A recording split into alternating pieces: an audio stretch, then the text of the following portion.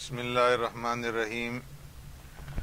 حضرات گرامی، اب آپ حکیم ملت حضرت مولانا عبدالحکیم رحمۃ اللہ تعالی علیہ، سابق MNA و سینیٹر، بانی و محتمم جامعہ فرقانیہ مدنیہ راولپنڈی کا وہ خطاب سماعت فرمائیں گے جو آپ نے 30 اپریل 1979 کو باغ آزاد کشمیر میں گجر کنونشن سے خطاب فرمایا تھا۔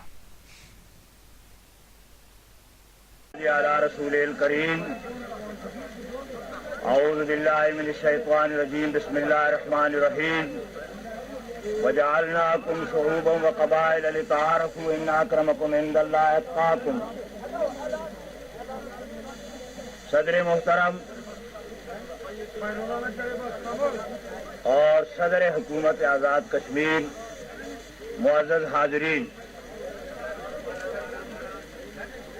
بھائی انہوں نے 2 منٹ خاموش کراؤ، پھر کراؤ نا۔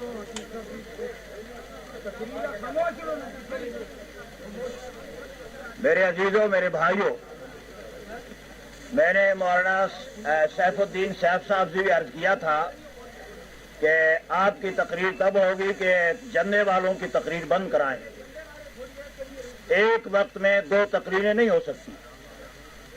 اور یہ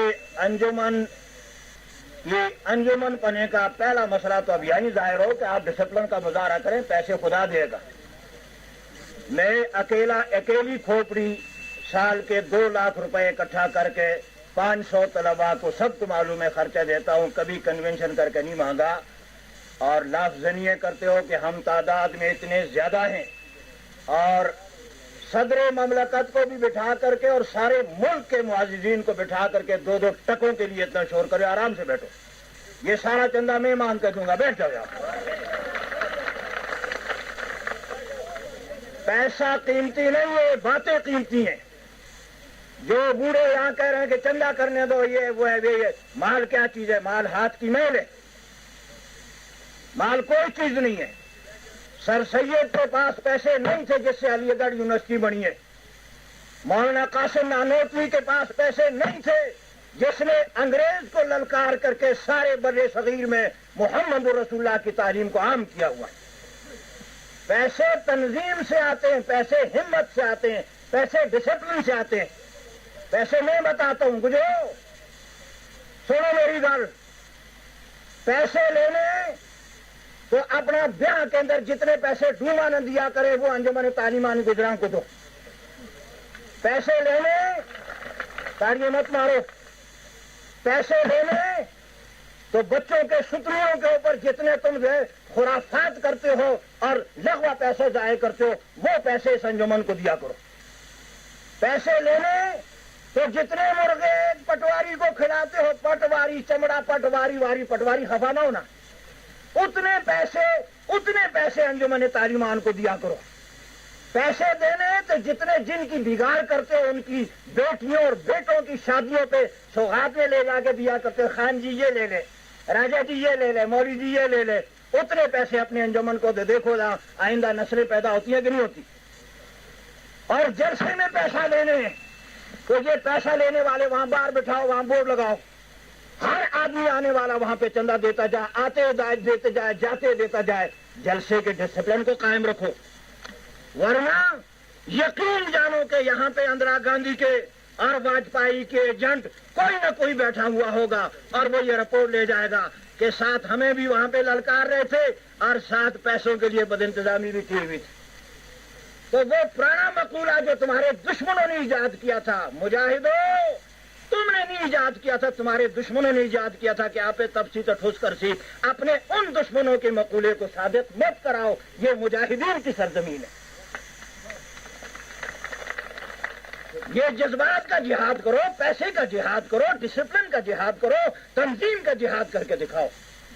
اتنی بڑی حاضری کے سامنے اور اتنی بڑی تحصیل کے سامنے اور اتنی بڑی قوم کے سامنے ایک کالج تو درکنار، یہ تو ایک یونیورسٹی بھی چلا سکتی ہے۔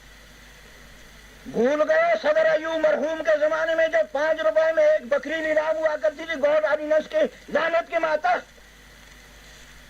اور آج ایک بکری جو 600 اور 700 اور 800 میں بکتی ہے، کیوں نہیں ایک ایک بکری والا دیتا ہے انجمن کو، تاکہ یہ قوم کے بچے پڑھ کر کے آئندہ اس ملک کے محافظ بنے، آئندہ اس ملک کے خطیب بنے، آئندہ اس ملک کے لیے مجاہد بنے، آئندہ اس ملک کے لیے بریگیڈیئر اور جنرل بنے، اور آئندہ اس ملک کی بیٹیوں کی، اس ملک کی زمین کی اور اس ملک کے کلمہ طیبہ پڑھنے والوں کی حفاظت کرنے کے قابل بن سکے۔ میرے دوستوں، میرے عزیزوں، میں بڑے صدمے سے یہ باتیں کہہ بیٹھا ہوں، اس لیے کہ آپ حضرات خاموش نہیں ہو رہے تھے۔ اب کہہ رہا ہوں، جو جیب میں پیسہ لایا ہوا ہے وہ پیسے دے کر کے جائے آج، لیکن ڈسپلن کے ساتھ دے کر کے جائے۔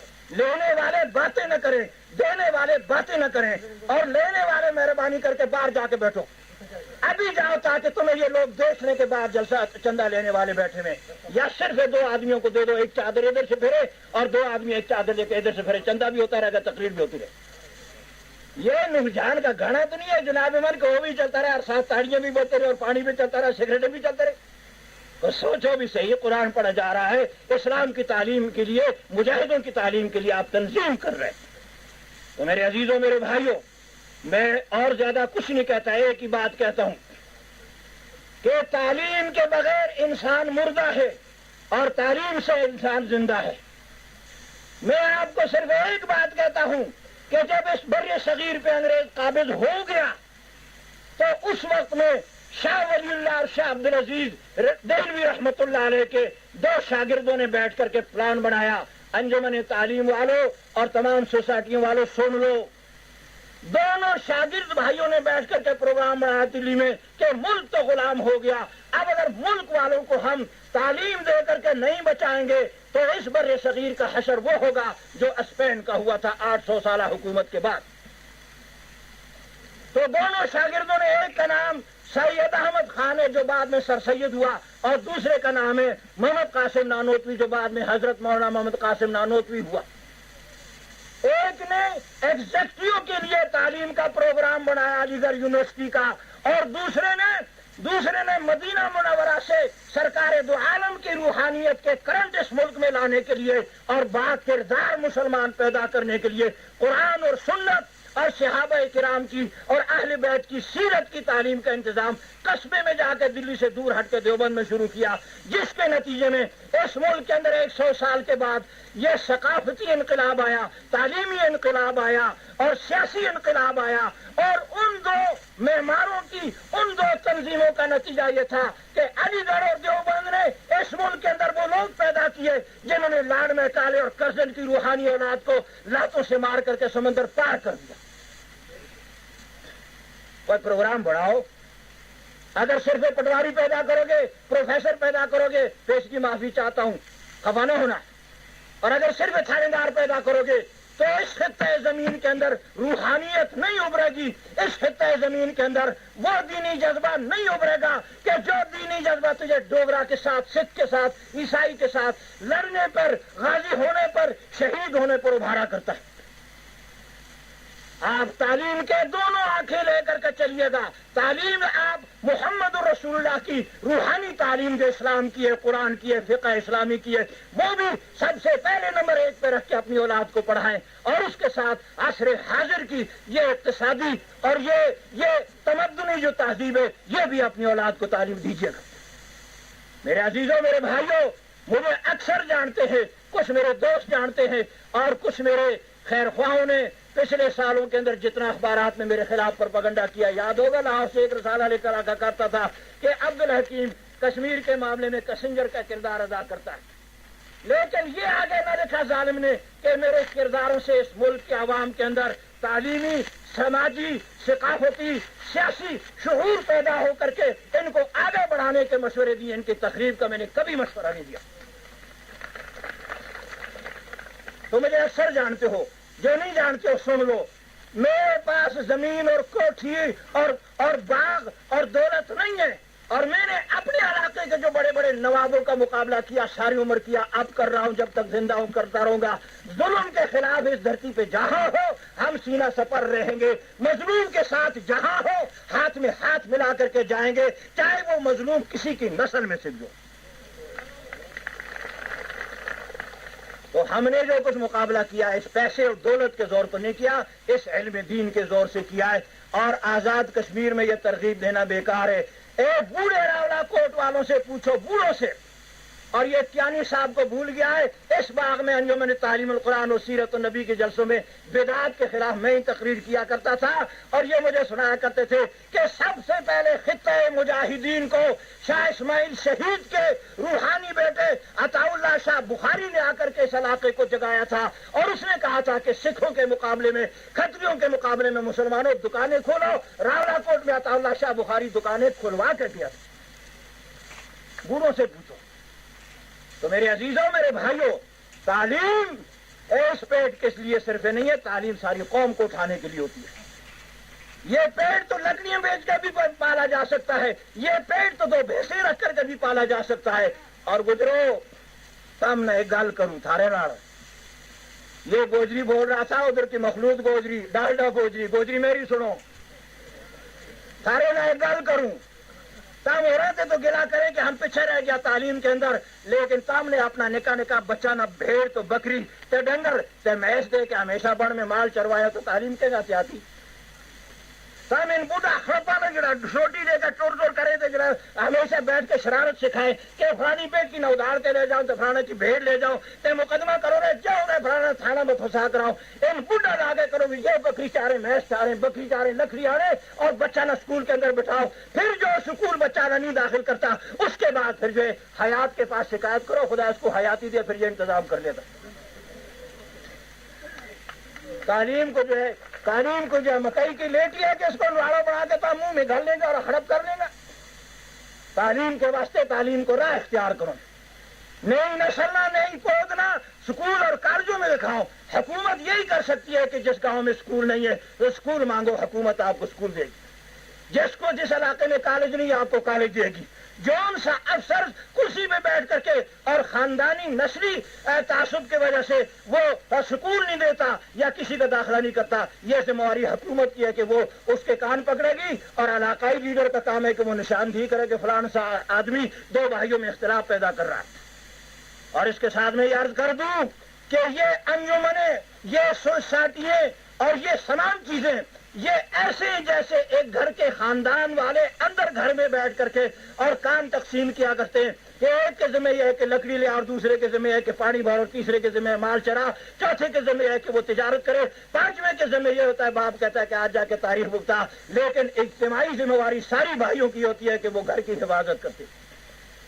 ایسے ہی سدن بھائی، ایسے جو ہے راجے بھائی، ایسے جناب من میرے نام سارے نہیں آتے، سید بھائی، ایسے جو ہے راجپوت بھائی، ایسے گجر بھائی، یہ ایک گھر کے کنبے کے بسنے والے. اس گھر کا نام ہے پاکستان اور آزاد کشمیر، اور یہ ایک برادری کے افراد ہیں. اس برادری قبیلے کا نام ہے اسلام.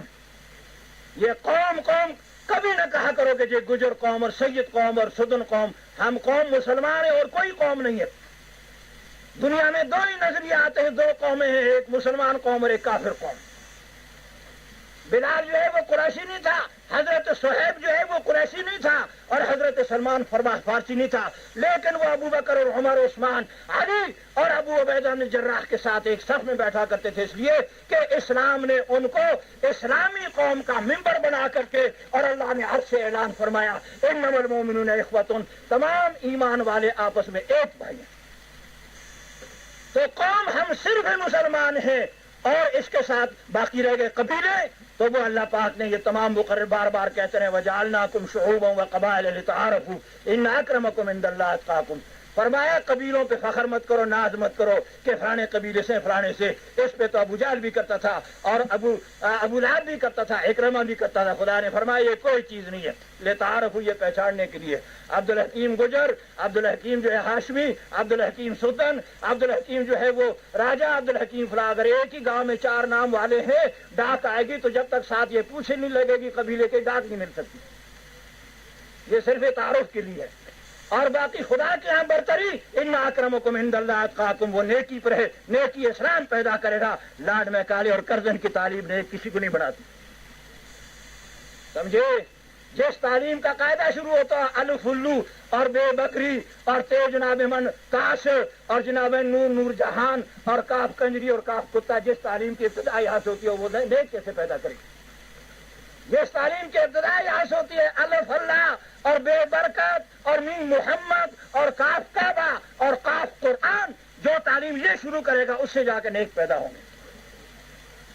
تو میرے دوستوں، میرے عزیزوں، مجاہدین کے سرزمین پہ بیٹھ کے بات کر رہا ہوں، اور جہاد کا جذبہ قائم رہ سکتا ہے اسلام کے ساتھ، اور اسلام کا مرکز ہے قرآن اور رسول اللہ کی حدیث اور فقہ اسلامی۔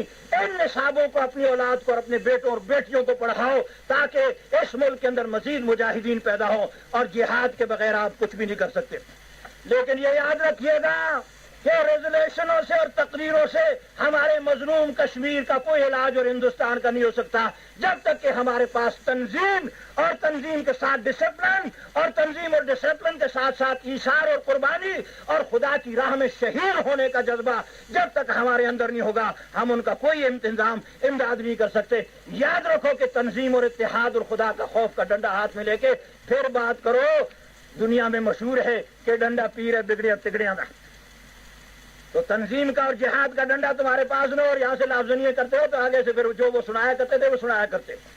اور ایک بات جاتے جاتے ختم کرتے یہ بھی عرض کر دوں، اور وہ جناب صدر مملکت سے عرض کرنا چاہتا ہوں کہ ہماری ملکی اور سیاسی آزاد کشمیر اور پاکستان کے مفاد میں یہ ہے کہ یہاں کے ان بے تعلیم علاقوں میں، چاہے وہ کسی قبیلے کا علاقہ اور خصوصاً گجروں میں، تعلیم کو پھیلائیں۔ اس لیے کہ جموں کا کشمیر کا ریڈیو 7:15 بجے میں ہمیشہ سنتا ہوں، وہ شرارت کے لیے روزانہ وہاں پروگرام پیش کرتا ہے کہ گجر بکر والوں کے لیے اتنے لاکھ قبول کیے ہم نے، اور اتنے ہاسٹل بنائے ان کے بچوں کے لیے، اور چھوٹے قبیلوں کے لیے ہم نے اتنے کیے۔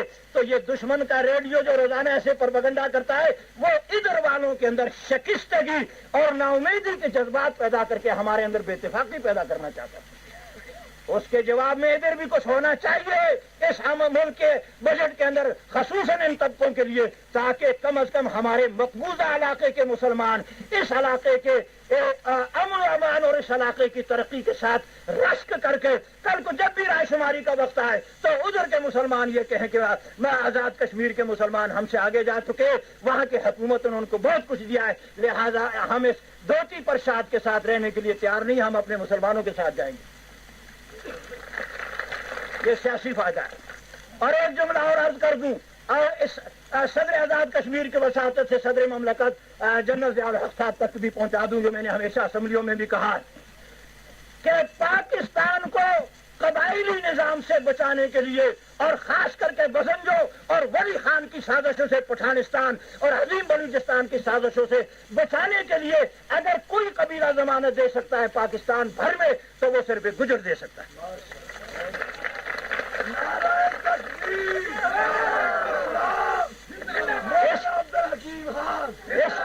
اس لیے کہ یہ بلوچستان میں بیٹھا ہے، اور یہ آزاد کشمیر میں بیٹھا ہے، اور یہ صوبہ سرحد میں بیٹھا ہے، یہ پنجاب میں بیٹھا ہے، یہ سندھ میں بیٹھا ہے، یہ برداشت نہیں کر سکتا کہ میرے جسم کا یہ بازو جدا ہو، یا میرے جسم کا یہ بازو جدا ہو، یا یہ بازو جدا ہو، یا یہ بازو جدا ہو۔ باقی ہر ایک صوبے میں محدود ہے، لیکن گجر سارے پاکستان کے اندر رہتا ہے، پھیلا ہوا ہے۔ اور یہ شکایت بجا بھی ہے اور بے جا بھی ہے۔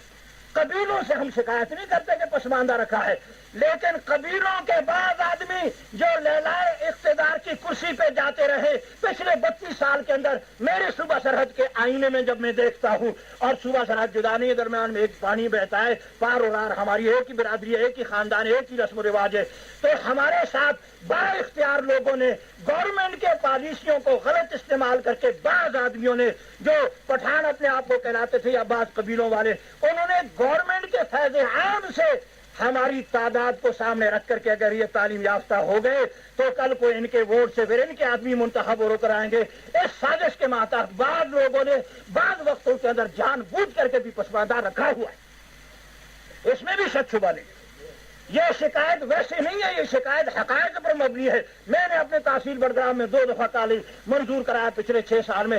جب بھی کالج کے لیے زمین کا سوال پیدا ہوتا، مقامی قوانین جو اپنے آپ کو پٹھان کہلاتے چپ چپکے سے وہ بدماشی کر کے رپورٹ لے کے بھیج دیتے ہمیں کالج کی ضرورت نہیں ہے. اور ایک دفعہ تقریر میں کہہ ہی دیتا کہ جی مجھے ہاسپٹل بچوں نے پیپرباد چلو لے لیسو ہم اپنے بچوں کو پیپرباد میں پڑھا سکتے ہیں. یہاں کالج ہوا تو یہ کشمیری اور گجر اور تنوری 3 قبیلے وہاں آباد اور سید ان کے بچے پڑھ کے کل کو ہمارے بچوں کے ساتھ برابر ہو جائیں. اب ظاہر بات ہے کہ ایسی باتیں جہاں کہیں کسی نے کہی ہے اس سے شکایت ہوا ہی کرتی ہے. اور بابا سادی کہتا ہے کیز قوم یکے بے نارشی کر نہ کہرا منزلت مانن نہ مہرا. جب کسی قوم علاقے میں سے ایک بے وقوفی کا کام کرتا ہے تو بے عزت سب کی ہوا کرتی ہے. تو قبیلوں سے تو شکایت نہیں ہے لیکن قبیلوں کے بعد افراد نے ایسے حرکتیں کی ہیں کہ انہوں نے پورے قبیلے کو بدنام کرنے کا وہ سبب بنے ہیں. تو میرے دوستوں میرے عزیزوں میں اور لمبی تقریر نہیں کروں گا.